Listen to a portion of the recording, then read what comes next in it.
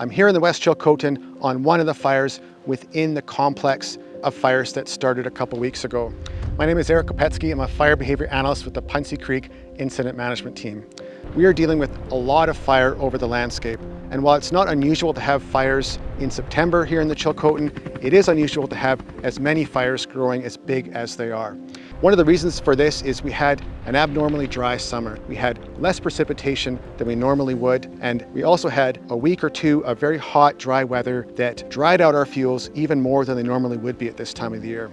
And part of the reason why we have so much fire over the landscape is the aftermath of the mountain pine beetle epidemic that swept through the Chilcotin, west of Quesnel, and into Vanderhoof and other parts of the province about 15 or 20 years ago.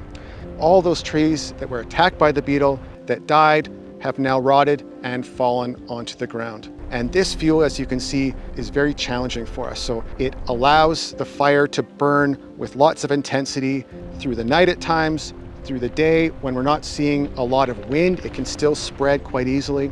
And the challenge that it creates for us is all this fuel shelters the surface from letting the water or retardant hit the ground. So fire can crawl underneath logs and then burn through our retardant layer or burn through our water and allow the fire to continue to spread despite efforts from our aviation. It also slows down work for crews to try and cut guards in, and because the fuel is so dry, it takes more water than normal to actually extinguish it. So in order for us to contain these fires and to stop the spread, we could really use some rain, and because the fuels are so dry, we've been able to do ignition, which allows us to bring fire from difficult places to a guard much easier.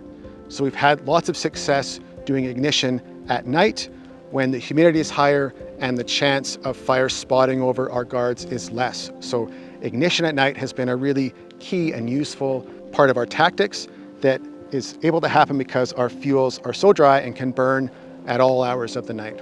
And so this large scale of fire really is a result of some abnormally dry summers and the aftermath of the mountain pine beetle that creates all this fuel over a very big area covering most of the West Chilcotin and west of Quesnel.